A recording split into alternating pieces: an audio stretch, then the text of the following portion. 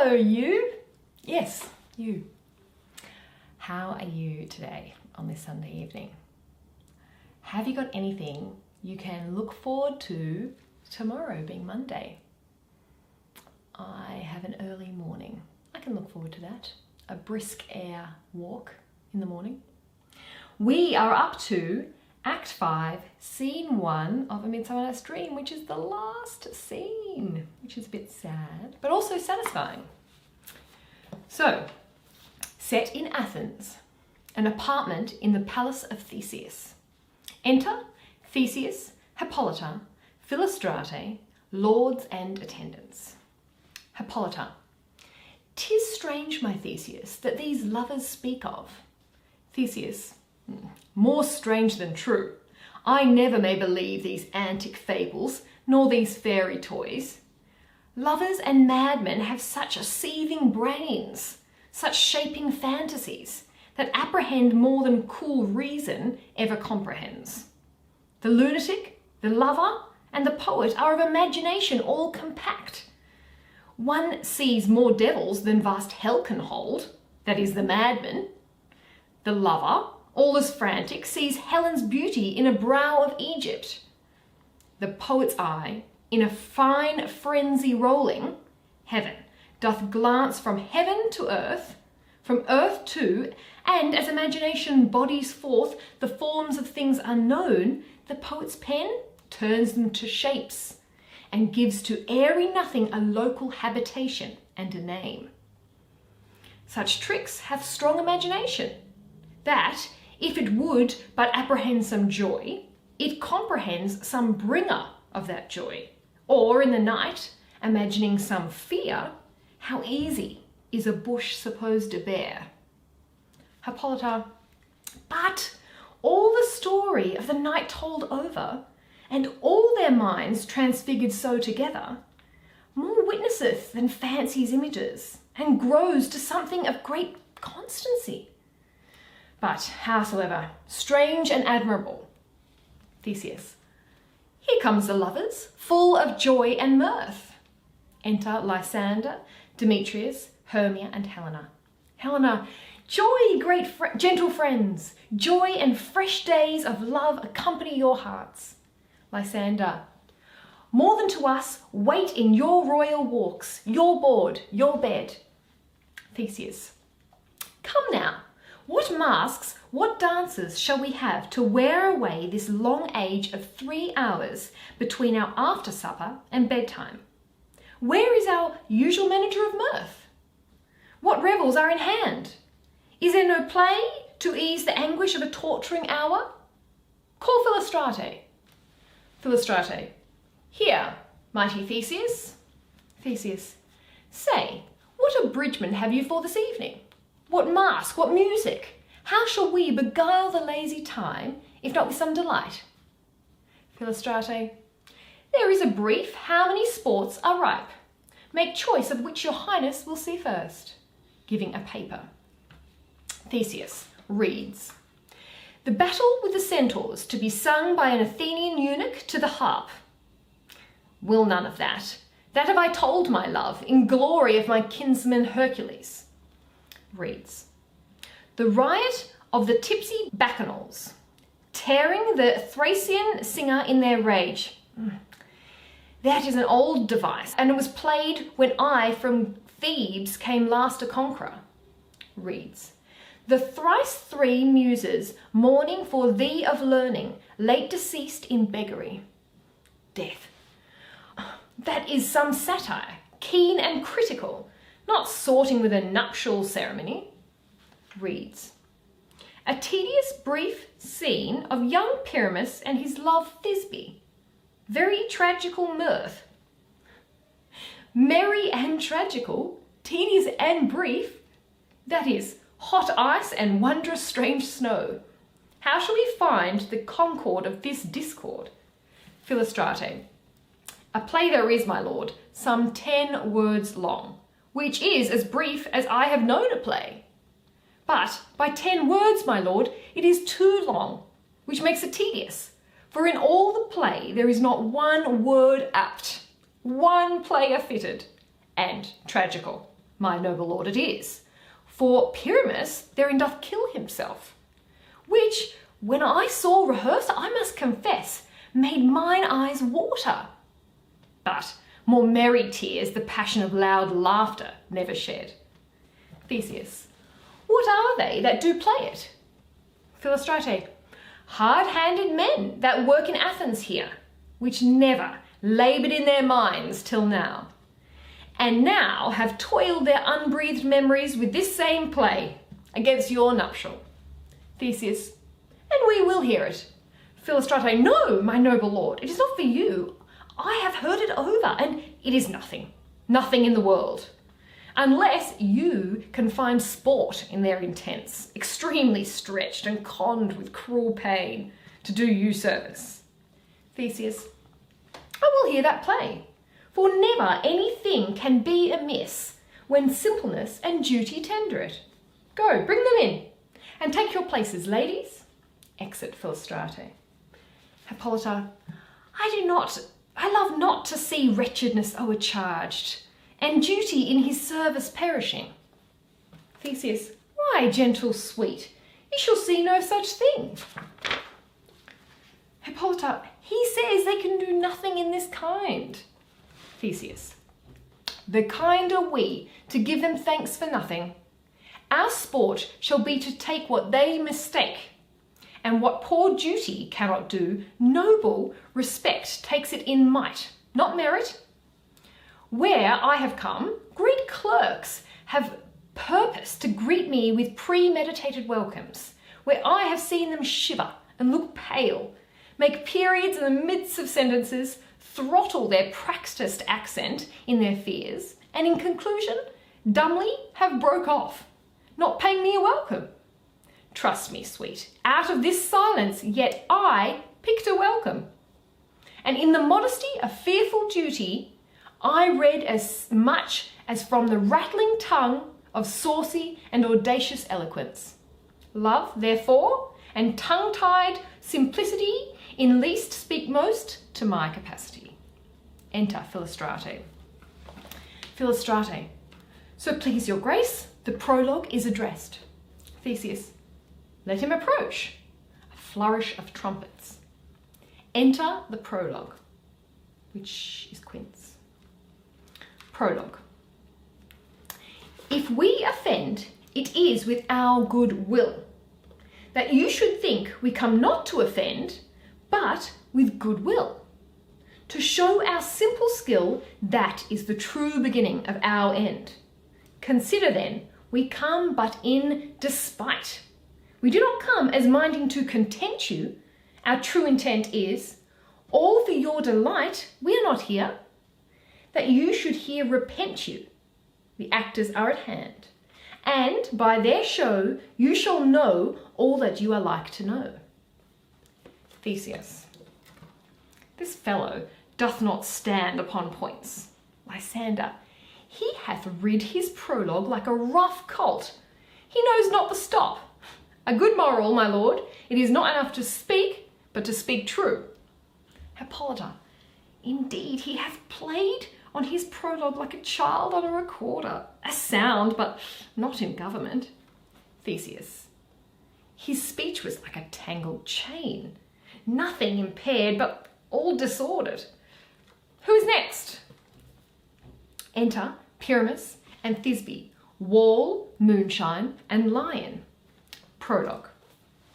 Gentles, perchance you wonder at this show, but wonder on till truth make all things plain. This man is Pyramus, if you would know. This beauteous lady, Thisbe is certain. This man with lime and rough cast doth present wall, that vile wall which did these lovers sunder. And through wall's chink, poor souls, they are content to whisper, at the which let no man wonder. This man, with lantern, dog, and bush of thorn, presenteth moonshine. For, if you will know, by moonshine did these lovers think no scorn to meet at Ninus' tomb, there to woo. This grisly beast, which by name lion hight, the trusty Thisbe, coming first by night, did scare away, or rather did affright. And as she fled, her mantle she did fall, which lion, vile with bloody mouth, did stain. Anon comes Pyramus, sweet youth and tall, and finds his trusty Thisbe's mantle slain. Whereat, with bloody, blameful blade, he bravely broached his boiling, bloody breast. And Thisbe, tarrying in mulberry shade, his dagger drew and died. For all the rest, let lion, moonshine, wall, and lovers twain add large discourse, while here they do remain. Exeunt prologue, Pyramus, Thisbe, lion, and moonshine. Theseus. I wonder if the lion be to speak. Demetrius. No wonder, my lord, one lion may when many asses do. Wall. In this same interlude it doth befall that I, one snout by name, present a wall, and such a wall as I would have you think that had in it a crannied hole or chink, through which the lovers, Pyramus and Thisbe, did whisper often very secretly. This loam, this rough cast, and this stone doth show that I am that same wall, the truth is so. And this, the cranny, is right and sinister, through which the fearful lovers are to whisper. Theseus. Would you desire lime and hair to speak better? Demetrius. It is the wittiest partition that ever I heard discourse, my lord. Theseus. Pyramus draws near the wall. Silence. Enter Pyramus. Pyramus. O grim-looked night! O night with hue so black! O night, which ever art when day is not! O night, alack, alack, alack! I fear my Thisbe's promise is forgot. And thou, O wall, O sweet, O lovely wall, that standest between her father's ground and mine, thou wall, O sweet and lovely wall, show me thy chink, to blink through that with mine eye. Wall holds up his fingers. Thanks, courteous wall. Jove shield thee for this. But what see I? No Thisbe do I see. O wicked wall, through whom I see no bliss, cursed by thy stones for thus deceiving me. Theseus. The wall, methinks, being sensible, should curse again. Bottom. No, in truth, sir, he should not. Deceiving me is Thisbe's cue. She is to enter now, and I am to spy her through the wall. You shall see. It will fall pat as I told you. Yonder she comes. Enter Thisbe. Thisbe.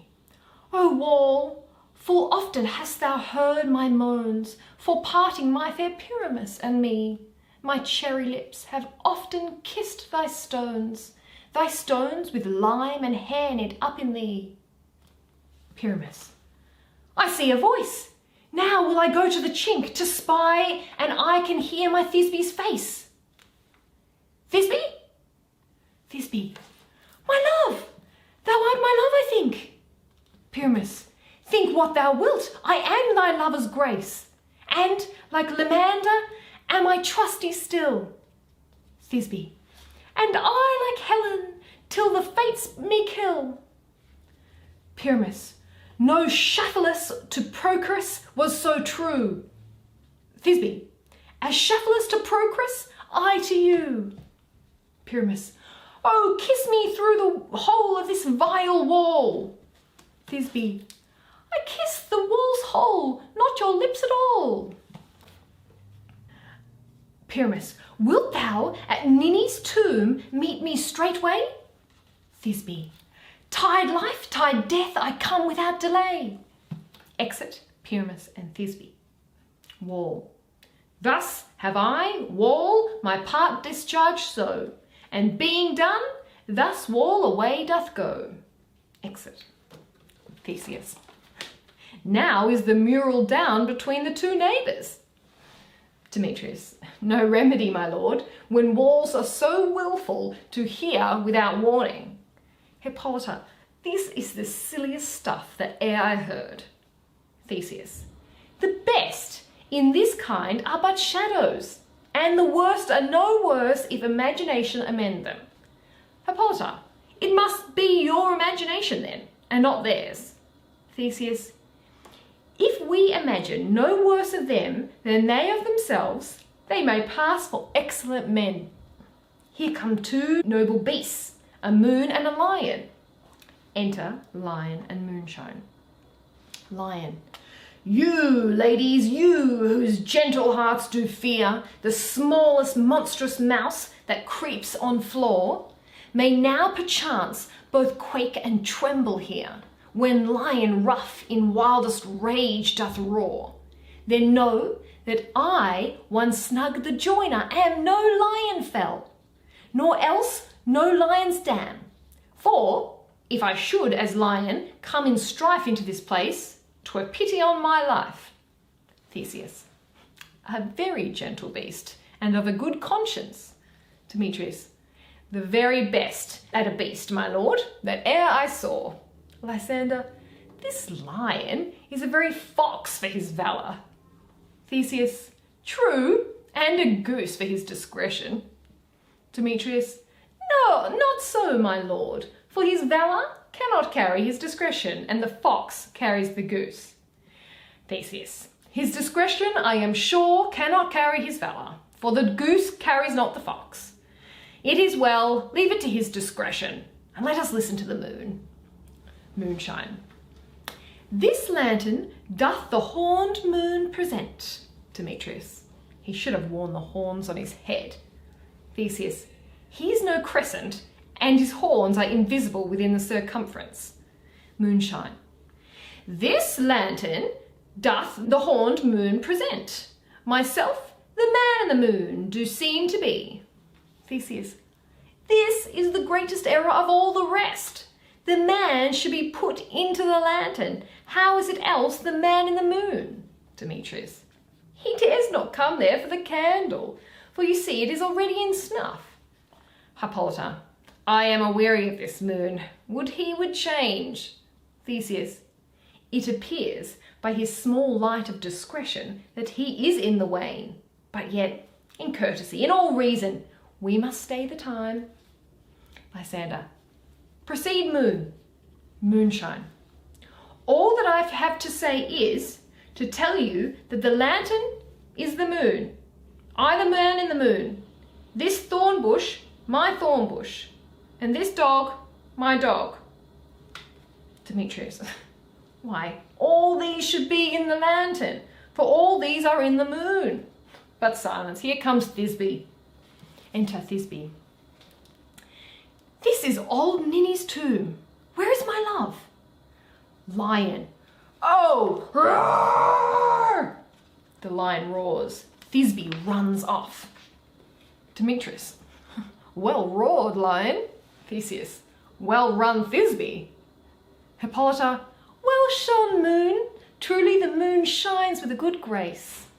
The lion tears Thisbe's mantle and exits. Theseus. Well moused, lion. Demetrius. And then came Pyramus. Lysander. And so the lion vanished. Enter Pyramus. Sweet moon, I thank thee for thy sunny beams. I thank thee, moon, for shining now so bright. For by thy gracious, golden, glittering streams I trust to taste of truest Thisbe's sight. But stay, oh spite! But mark, poor knight, what dreadful dole is here? Eyes, do you see? How can it be, O dainty duck, O dear? Thy mantle good? What, stained with blood? Approach, ye furies fell, O fates, come, come! Cut thread and thrum, quail, crush, conclude, and quell. Theseus. This passion, and the death of a good friend, would go near to make a man look sad. Hippolyta. Beshrew my heart, but I pity the man. Pyramus. Oh, wherefore, nature, didst thou lions frame? Since lion vile hath here deflowered my dear, which is, no, which was the fairest dame that lived, that loved, that liked, that looked with cheer. Come tears, confound, out sword, and wound the pap of Pyramus. I, that left pap, where heart doth hop, stabs himself. Thus die I, thus. Now I am dead, now I am fled, my soul is in the sky. Tongue, lose thy light, moon, take thy flight. Exit moonshine. Now die. He dies. Demetrius.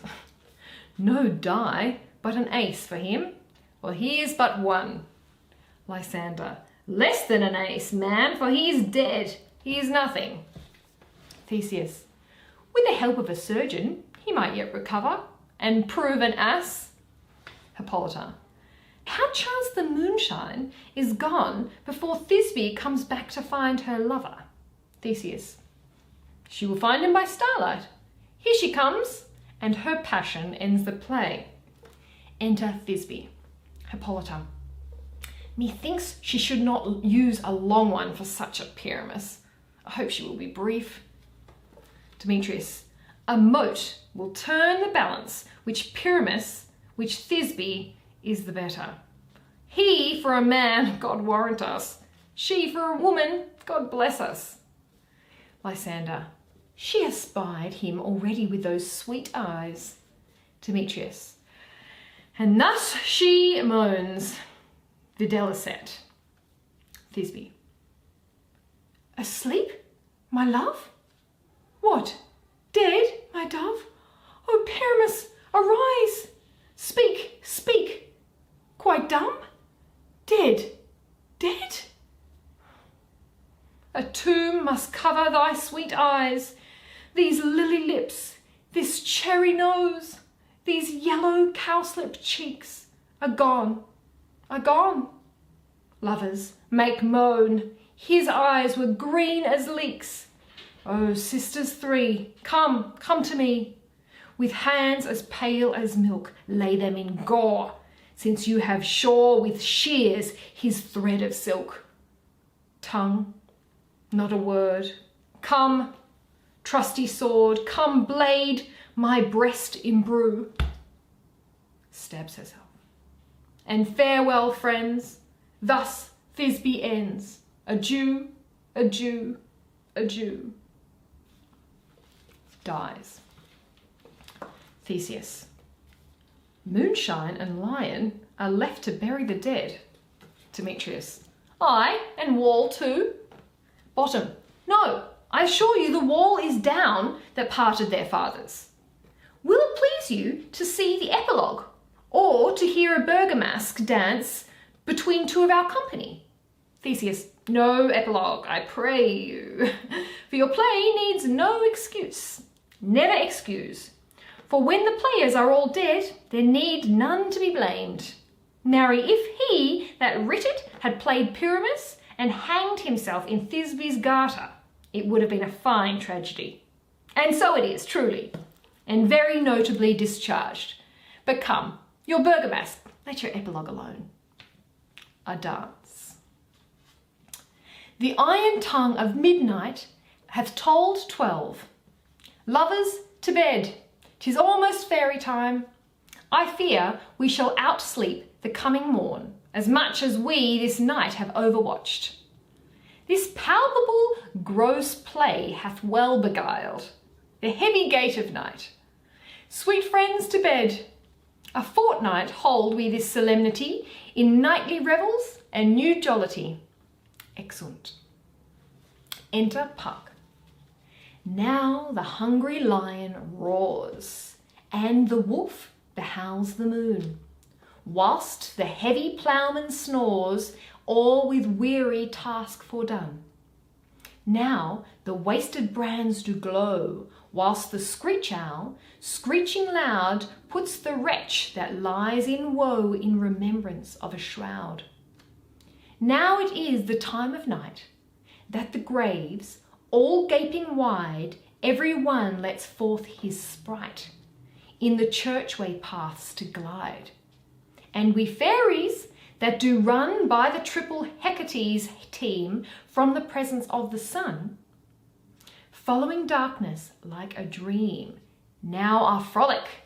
Not a mouse shall disturb this hallowed house.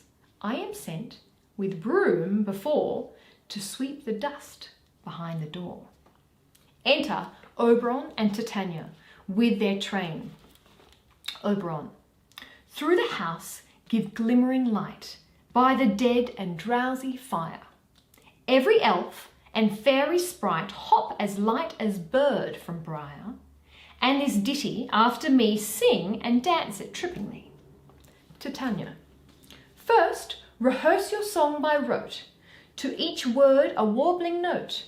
Hand in hand with fairy grace will we sing and bless this place. Song and dance. Oberon, now until the break of day, through this house each fairy stray, to the best bride bed will we, which by us shall blessed be.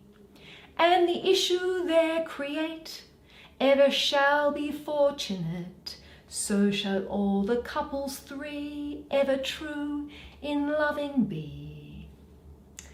And the blots of nature's hand shall not in their issue stand, never mole, hair, lip, nor scar, nor mark prodigious such as are despised in nativity, shall upon their children be.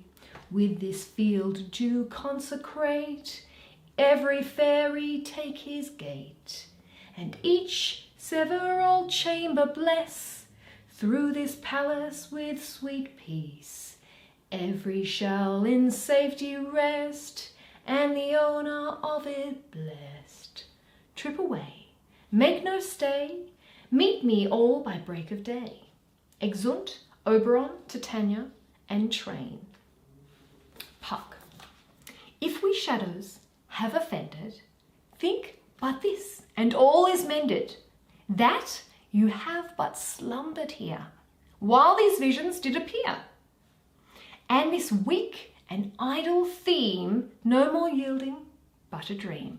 Gentles, do not reprehend. If you pardon, we will mend.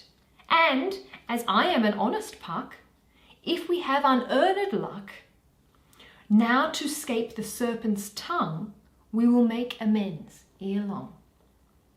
Else the Puck a liar call.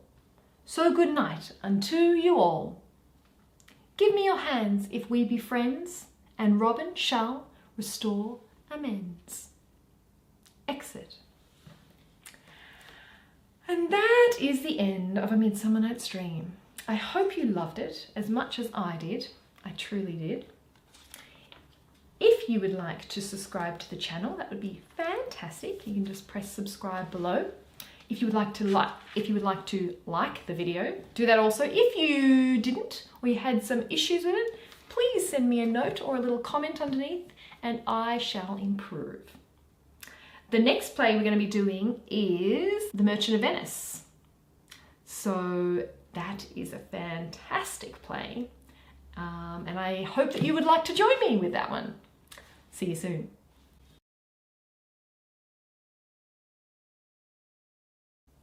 Oberon. Now until the break of day, through this house each fairy stray. To the best bride bed will we, which by us shall blessed be.